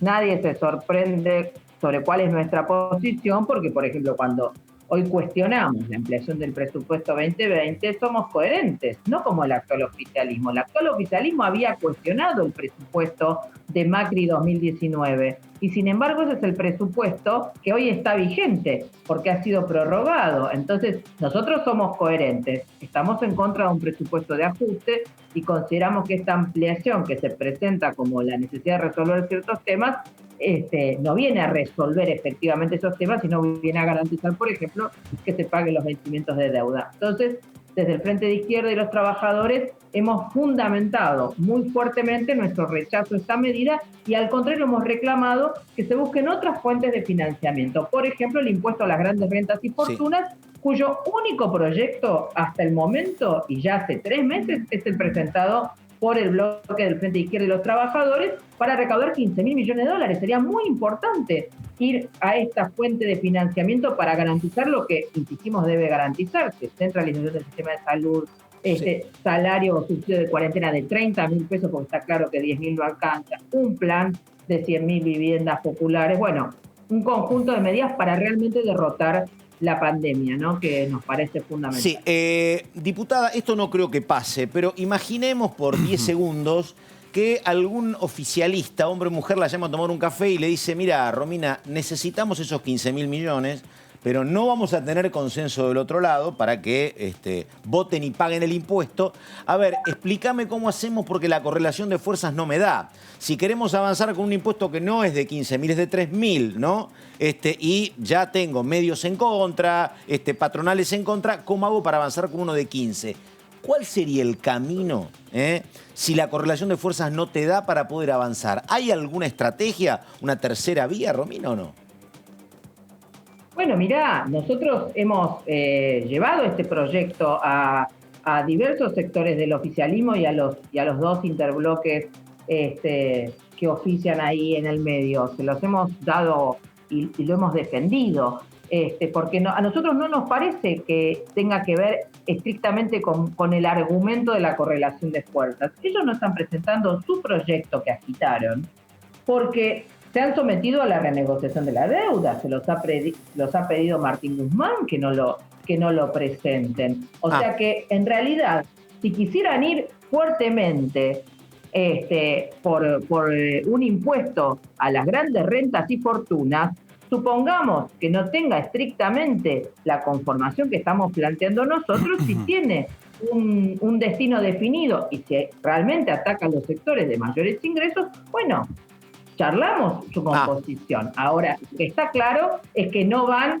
ni por 3.000 ni por 15.000, ¿se entiende? ¿No? Fue una idea que agitaron demagógicamente y que, bueno, ahora no les sirve para este momento. Pero quiero decir que efectivamente, como es un tema donde muy firmemente se explica dónde hay recursos para enfrentar la pandemia efectivamente y no descargar la crisis sobre los trabajadores, efectivamente mucha gente que escuchó esos planteos del propio oficialismo ahora está reclamando porque se sigue demorando y nosotros le insistimos a ese sector que el Frente de Izquierda sí ha sido consecuente con ese planteo, que es nuestro planteo histórico. Ahora, Romina, coincidamos en que a lo mejor está bien identificar que ahí están los recursos o la plata. También podemos coincidir en que meter la mano en ese bolsillo no va a ser una cuestión tan sencilla como votar una ley, ¿no? Me parece. No, por supuesto, Claro. pero esto Sí. es importante Sí, claro. en el siguiente sentido. No solo que no es tan fácil recaudar votando una ley, hay Sí. que terminar de subsidiar esos sectores, porque no solo no se les cobra impuestos, sino que cada medida que se aprueba es de más beneficios a esos sectores, como ha sido la Ley de Economía del Conocimiento, como es esta moratoria, vuelvo a insistir, que Sí. permite la moratoria para aquellos que han recaudado dinero de terceros, es un escándalo. Entonces, ya no digo siquiera que avancemos en la medida de que paguen impuestos, por lo menos terminemos de subsidiarlos. Creo que son medidas bastante elementales, ¿no? Mardones, ¿usted Sí. tiene alguna pregunta? Romina, recién en este programa, hace poquitos minutos, su colega de Juntos por el Cambio, José Cano, mencionó un tema que tiene que ver con los subsidios al transporte público. Contó que hoy uno de los funcionarios del Poder Ejecutivo le confirmó de que el fondo que queda termina en agosto y después no hay más. Quería preguntárselo en virtud de que el transporte público y los trabajadores del transporte público son uno de los sectores más golpeados por la pandemia. Fueron, al igual que el turismo, uno de los primeros que pararon sus actividades y son los que más tarde van a recuperar la actividad. Quería preguntarle en ese sentido cuáles son los pasos a seguir y cuál es su posición con respecto a los subsidios del transporte público, especialmente a nivel federal, teniendo en cuenta además de que es una soga muy corta en donde hay muchos gobernadores que están en ese tironeo para saber cómo van a poder resolver esa situación. Bueno, mirá, nosotros hemos participado activamente cuando se discutieron todas las medidas de la creación del Fondo Federal y demás, justamente porque vos fijate que esto consiste en un tironeo de diputados en nombre de provincias y de gobernadores. ¿Para qué? Para que se mantengan subsidios a empresas privadas de transporte público. Lo cual revela que de la mano de cantidad de trabajadores del transporte que no han cobrado sus salarios durante un montón de meses, que tuvieron que llevar adelante medidas de lucha y demás, y que fueron, de hecho, uno de los elementos que se usaron por parte de estos gobiernos y de estas patronales como presión para que se refuerce un subsidio. Vos fíjate que estamos frente a un transporte mal llamado público que es completamente parasitario. Vive del subsidio estatal. Entonces, ¿por qué es privado? ¿Por qué está gestionado por manos privadas? ¿Por qué encima los trabajadores muchas veces tienen condiciones de trabajo realmente muy negativas y muchas veces incluso las unidades son un riesgo también para los usuarios? Nosotros somos partidarios, y así lo hemos presentado, le hemos dado forma de proyecto de ley, justamente de una estatización del sistema de transporte público de las provincias, porque además de que es un servicio y una necesidad, no puede estar regirse de acuerdo a los niveles de si le conviene o no le conviene al empresario. Por eso luego tenemos, por supuesto, un transporte carísimo en el interior, porque en general es mucho más cara la tarifa de transporte en las provincias del interior, y tenemos una dificultad de conexión y de viaje, porque en ciertos horarios no funcionan, porque el servicio depende de la ganancia empresaria, y un servicio público que es una necesidad muy elemental como es el transporte para aquel que no tiene un vehículo propio, o sea, para los trabajadores, jóvenes, jubilados, etcétera, no puede depender de si al empresario le conviene hacerlo funcionar o no, y doblemente no puede depender de eso cuando está subsidiado por el Estado, o sea, por todos nosotros. Diputada, viene esta semana Santiago Cafiero. En lo personal soy bastante escéptico respecto a estas presencias. Generalmente es mucho ruido y pocas nueces, generalmente. Hubo 1.650 preguntas, una enormidad para Cafiero.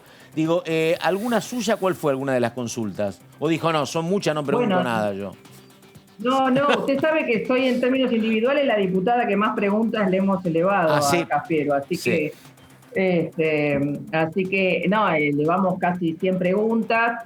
Son de los aspectos más diversos, pero fundamentalmente hay un bloque muy fuerte de preguntas sobre el tema endeudamiento externo y sobre los temas de ajuste presupuestario. Hay otro paquete muy grande que tiene que ver con la situación laboral, el tema de justamente que no se han tomado medidas de cumplimiento real para frenar el tema de los despidos y las rebajas salariales. Estamos en una situación de avanzada de los despidos muy fuertes, y después, bueno, hay otro paquete importante de preguntas que tienen que ver con los derechos, la situación de violencia hacia las mujeres, las medidas concretas que se hayan adoptado para proteger a las mujeres, a la niñez en situación de violencia, y por la implementación de la interrupción legal del embarazo, y también de por qué se demora la llegada del proyecto de aborto legal seguro. Ahí estamos, ella es Romina del Pla. Diputada, muchas gracias y buenas noches. Hasta cualquier momento. No, buenas noches a ustedes, muchísimas gracias. Bueno, ahí estamos entonces, señor Leo Fredes, señor Mardones. Yo tengo siempre, me parece que es muy entendible lo que plantea Romina. Ahora, me parece que después, el problema es que vos decís, mirá, la solución está allá. Ahora, ¿cómo la instrumento y qué pasa con la reacción del otro? Es más complejo el tema, ¿no? Y ahí nos encontramos con dos cuestiones. Una, el debate y la capacidad que tiene el oficialismo para poder avanzar en un proyecto que tenga que ver con el impuesto a las grandes fortunas. Ya lo dijo el presidente hace aproximadamente 15 días, que si será un aporte solidario, o sea que empieza a cambiar la idea del impuesto, ya lo dijo solamente el presidente. Y el otro tema me parece que está vinculado, ya lo hemos planteado, lo hemos compartido aquí, con el mundo de la pospandemia. El mundo de la pospandemia entiendo que va a estar determinado en parte por los anuncios de las 60 medidas que va a hacer el presidente para la semana que viene. Yo creo que el tema porque acá se planteó el tema incluso de DESUR, ¿te acordás? Estos últimos días, donde hablaba justamente el secretario de Energía ante una reunión en un camino distinto al del ministro de Desarrollo. Pero me parece que hay un tema que acá no estuvo contabilizado y que es fundamental. Cuando se pretende avanzar sobre algunos sectores del capital muy concentrado, lo que es el esmerilamiento mediático de cualquier gobierno es como muy difícil de soportar. Me parece que es un factor clave muchas veces, ¿no? Es un factor clave, y en el caso de Vicentín nos encontramos con una particularidad, que es que hoy en día el nivel de movilización está totalmente vedado por la pandemia. Nos encontramos con sectores conservadores que han salido a apropiarse de la calle, pero en este gobierno del pamperonismo, que es una experiencia a la que asistimos por primera vez en mucho tiempo, lo de Vicentín significa un gran desafío, porque fue presentado como un intento para recuperar la soberanía alimentaria. Y te salieron del otro lado. Y exactamente. Sí. Con los antecedentes de lo que había pasado antes. Pero bueno, esto es el resumen. Estamos hasta las 21. Buen material. Mañana va a ser un día importante en materia judicial. También la presencia el jueves de Santiago Cafiero. Pausa, ya seguimos. Enseguida el segundo tramo del resumen.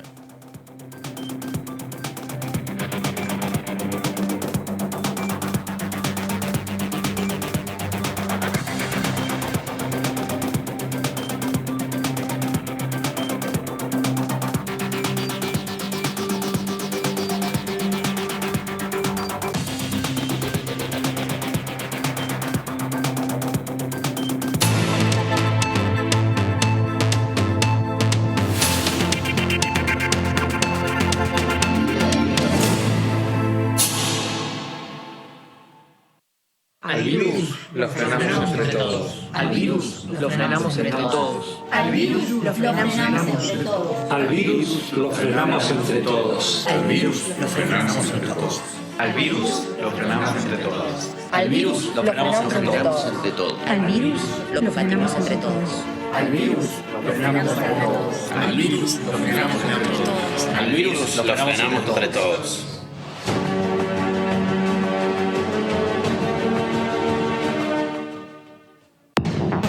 Bienvenidas y bienvenidos a Punto Género.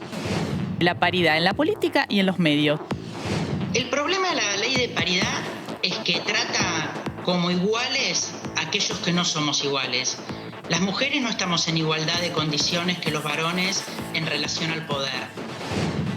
En el Senado solamente tenemos 28 senadoras de 72 que somos. Punto Género. Domingo, 21 horas, por DTV. ¿Qué diferencia hay entre la Cámara de Diputados y la Cámara de Senadores? La Cámara de Diputados representa al pueblo de la nación argentina. Esto significa que las provincias más grandes y con mayor cantidad de habitantes tienen muchos más diputados que las provincias más pequeñas. La manera de establecer las cantidades es proporcional. La Cámara de Senadores representa a las provincias. Cada provincia envía 3 senadores al Congreso Nacional. El total de senadores es 72, dado que las provincias argentinas son 24. Este es un número fijo. Por ejemplo, la provincia de Buenos Aires cuenta con 70 diputados nacionales y la provincia de Tierra del Fuego con 5. Pero tanto la provincia de Buenos Aires como la de Tierra del Fuego cuentan con 3 representantes cada una en el Senado de la Nación. Cada 2 años, el Congreso Nacional renueva la mitad de sus diputados y 1/3 de sus senadores nacionales. El mandato de los senadores es de 6 años, mientras que el de los diputados es más breve, dura solamente 4 años.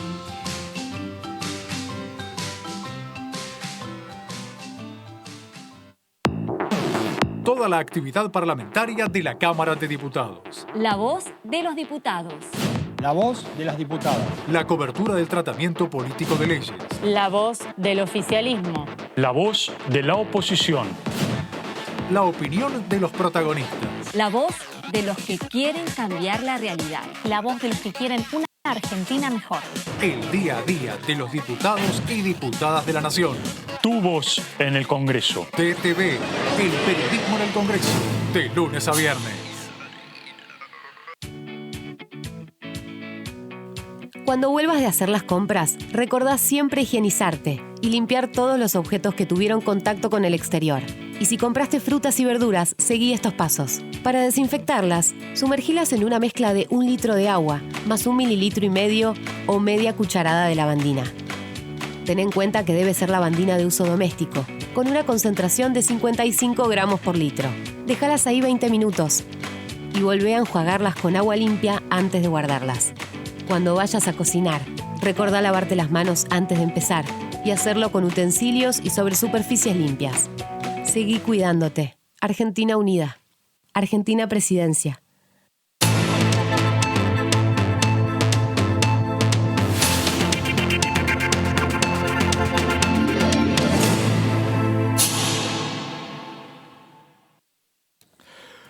Muy bien, último tramo entonces de DTV, el resumen, las afueras del Congreso de la Nación, hermosas imágenes nocturnas, calles más vacías que en otros momentos históricos, consecuencia de la pandemia y malos números. Atención que ya habían indicado esto el fin de semana, dijeron no se alegren. Se registraron casi 6.000 nuevos contagios, 5.939 en todo el país, pero 95% es esto, es capital y conurbano.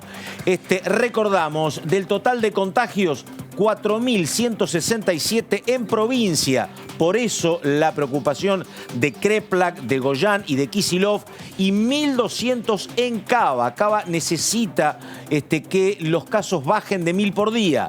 Bajaron el fin de semana, otra vez encima. Hoy fallecieron 120 personas, recordamos, en todo el país, y en total ascienden a 3.179 números otra vez muy complicados. Porcentaje de ocupación de camas de terapia intensiva, Nación 54.7, AMBA 64.1, son los números que miran día a día para ver qué pasa el viernes respecto a la continuidad o no de la cuarentena. Bueno, recordamos, ahora un tema que tiene que ver en algunos casos con la salud y en otros casos con resoluciones que toma el Congreso. Particularmente vamos a lo firmado por el presidente de diputados, Sergio Massa, que firmó las sanciones legislativas de las leyes de donación de plasma, fibrosis quística y recetas digitales. Es el paso previo para la comunicación al Poder Ejecutivo para hacer las leyes reglamentadas y publicadas en el marco de la pandemia. Los 3 proyectos en cuestión, recordamos, fueron convertidos en ley el pasado jueves por el Senado con amplio respaldo de las bancadas. Así que bueno, en cumplimiento de los trámites parlamentarios correspondientes.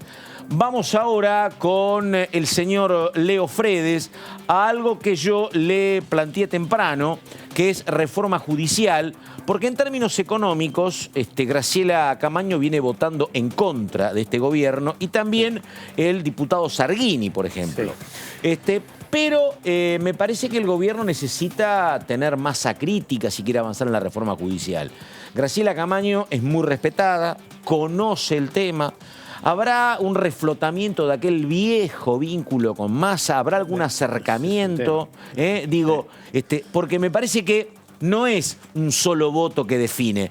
Puede ser una señal. Si el gobierno avanza con algún ok de Graciela Camaño, de algún labañista, es una cosa. Si vos avanzás sin eso, más la oposición previsible de Juntos por el Cambio, el camino es más duro, me parece, ¿no? Y tiene a Graciela Camaño, se anotó en asuntos constitucionales y en justicia. Bueno, y en juicio político también, que tiene poca actuación porque casi no funciona, pero son las comisiones. Otra que se anotaba permanentemente en asuntos constitucionales, sea diputada o senadora, era Cristina Fernández. También. Siempre asuntos constitucionales. Sí, de las que estaban ahí. Así que Graciela está en asuntos constitucionales. Graciela es la llave de asuntos para desequilibrar entre oficialismo y oposición, entre el núcleo duro del oficialismo y el núcleo duro de la oposición. Y también en justicia, que puede ser otra de las comisiones donde caiga él o el paquete de proyectos. ¿Y se sabe algo del proyecto o no se sabe nada? No se sabe nada, apenas se supo hoy la hora en lo que lo van a anunciar, así que del contenido está todo muy hermético. Bueno, a ver, Mardones, Mardones trata de averiguar esas cosas. ¿Usted tiene algún indicio de por dónde viene o no? El primer paso, que ha generado mucha discusión, especialmente en la oposición, tiene que ver con sumar en esta comisión de notables la discusión de la reforma de la Corte.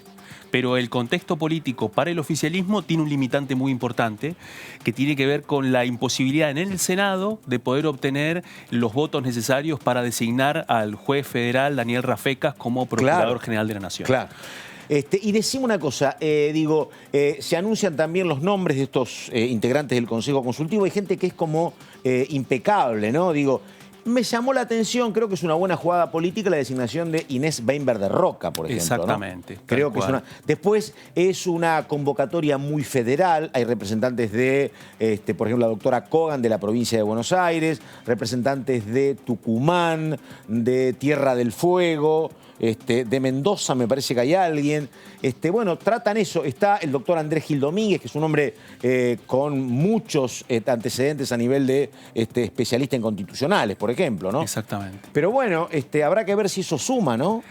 Lo que suma en este momento, dentro de una discusión tan tirante, es que esa comisión no es vinculante. Es decir, que el Poder Ejecutivo va a tener un margen como para poder escuchar y sobre eso hacer alguna formulación. Sí. Uno de los temas que despierta, que tiene más que ver con el pollo del arroz con pollo, podríamos decir, tiene que ver con el destino de los jueces y la ampliación y el cambio de la justicia federal. Sí. Eso es un tema que genera, digamos, diferencias dentro de Juntos por el Cambio, porque hay una parte del macrismo que está de acuerdo con eso. Sí. Porque considera un tema clave, perdón esta pastillita, dale. que tiene que ver con poder vincular, ampliar los juzgados federales y poder sumar la justicia correccional de la capital.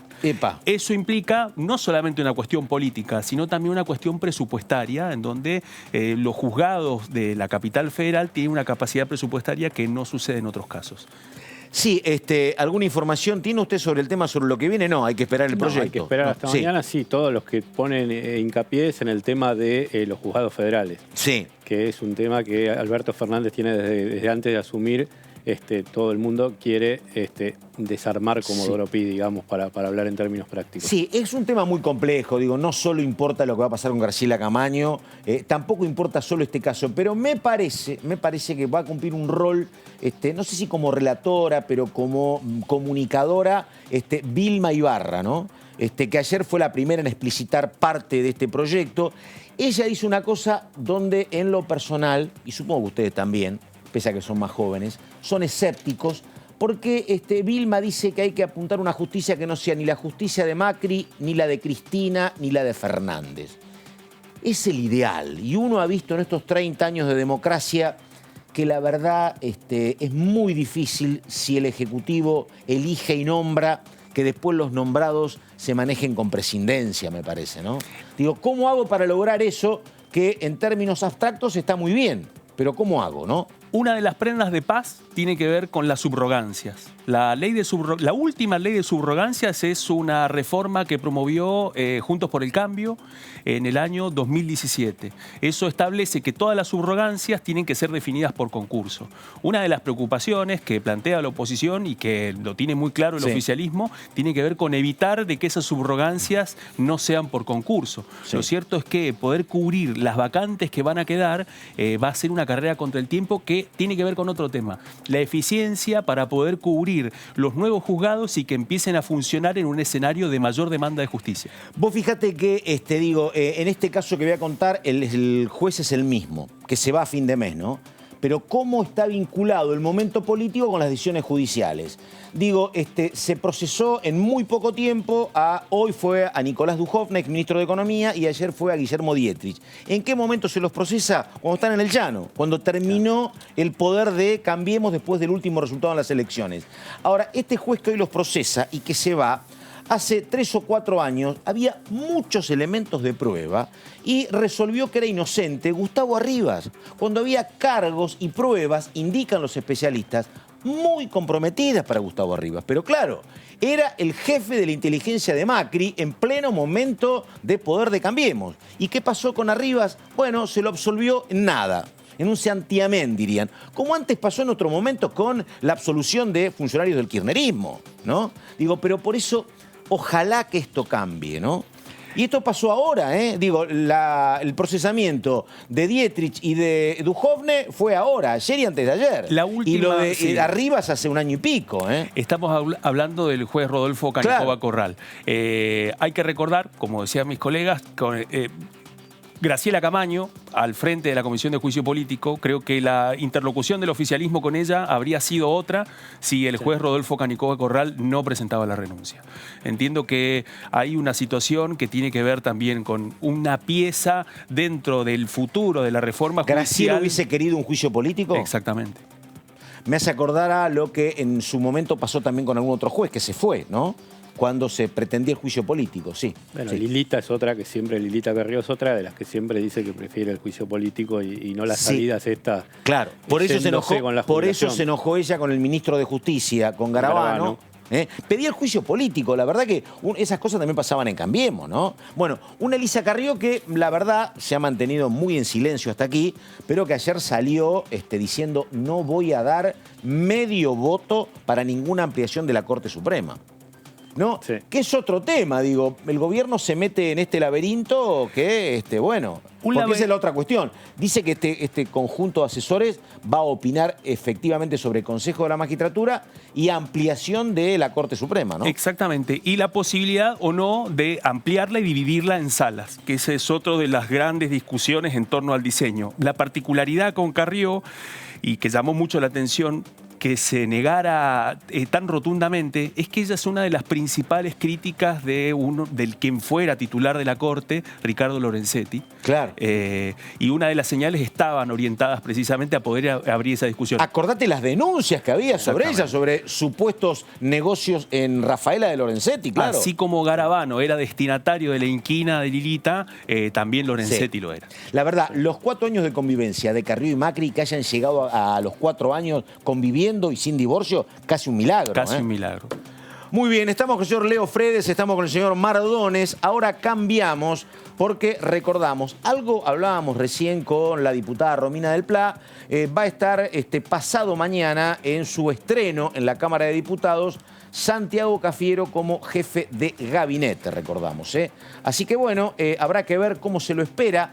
¿Te parece que puede pasar algo, Leo? Me sumo a tu escepticismo, te escuchaba en el programa de hoy a la mañana, te escucho ahora y adhiero totalmente porque además llevamos muchos años acá adentro y sabemos que es muy insustancial todo esto porque por el mecanismo, los tiempos, la forma en que se interactúa. Había alguna cuestión, un acting en su momento de Aníbal, ¿te acordás? Había algún acting de Aníbal, pero ya cuando venía, el que se estrenó en esto era Bauzá. Bueno, en esto se estrenó Bauzá y eran como aburridos ya. Porque un jefe de gabinete pícaro te plancha la pelota, ¿no? Algunos te planchan la pelota, otros, en muchísimos casos, empiezan a poner a prueba su coacheo. Sí, El caso del jefe de gabinete Marcos Peña. Venía, decía, háganse cargo, le dijo al primer contador de la banca, y en las últimas ya venía un poco más tranquilo. Porque además digo, salvo que nosotros que hablamos con Romina del Pla y le preguntamos, ¿cómo te enteras de las preguntas que le hizo, 1.650 preguntas que le hizo Romina del Pla a Cafiero? Se entera ella porque Cafiero le responde, pero si no, no te enterás, ¿no? Trascienden, las dejan, las acercan a la prensa 2 o 3 días antes, medio que buscás por palabra clave si te interesa algo, porque leerte esa cantidad de preguntas, o sea, no es humano. Entonces, más o menos decir, bueno, a ver, moratoria, a ver, busco impuestos. Haces una lectura cruzada más o menos de todas las preguntas. Dicen que además había... Bueno, la verdad que le corresponde venir, es obligatorio que venga Cafiero, ¿no? Esto tiene que venir. El problema es si no lo hace. Claro. El problema es si no lo hace. Y acá hay alguna expectativa mayor porque no vino nunca, ¿no? Otra cosa que muchos jefes de gabinete cuando asumen dicen yo voy a cumplir, voy a ir al Congreso todo lo... Cafiero, porque un poco porque se le vino la pandemia encima, no lo dijo. Pero muchos lo decían, querían cumplir en los primeros meses. Sí. Peña te mostraba una estadística que habían empezado a computar la presentación de los informes como escrito como informes dados. Claro. Entonces te duplicaba el resto. Claro, entonces había un gris porque no era que venía físicamente. Decían, no, miren, pero yo lo presenté. Y ahí tenías un informe así, en un PDF extenso. Y si querías lo abrías y lo mirabas. Son esas grandes recetas que parece que van a iluminar el mundo, ¿no? Cuando en la reforma de la Constitución del 94 dijeron el jefe de gabinete, y el jefe de gabinete va a ir una vez por mes al Senado y una vez por mes a diputado. Con esto va a ser maravilloso. Y bueno, ¿no? Podríamos decir... ¿Te acordás cuando te decían el Consejo de la Magistratura resuelve los problemas de la justicia en la Argentina? De la reforma del 94 podríamos decir que los informes al Congreso es lo último que quedó del primer ministro que no fue. Claro, exactamente. Parece que parte de esa dinámica tiene que ver. Sí. Lo que nos encontramos con Cafiero son dos cosas. Una es su primer desembarco en el Senado, en donde estuvo totalmente dedicado a explicar cómo afrontaba el Estado la pandemia. Entiendo que en esta oportunidad, en la Cámara Baja, uno de los temas va a ser cómo va a enfrentar la pospandemia. Y un cambio de estilos. Durante los años anteriores, cuando venía el entonces jefe de gabinete Marcos Peña, venía acompañado por lo menos por 40, 50 funcionarios que trabajaban hiperactivamente. Y armaban una especie de corralito de pasos perdidos. Decían que eran los desconocidos, no hay ninguna prueba. Decían que eran los trolls, que de ahí pero no hay ninguna, esto es una enormidad mía. Era responder en tiempo real la respuesta oficial. Bueno, tenemos que terminar. Señor Leo, muchísimas gracias. Leo Fredes. Señor Mardones, muchísimas gracias. Muchas gracias, un placer. Esto fue todo, nada más. Buenas noches y hasta mañana.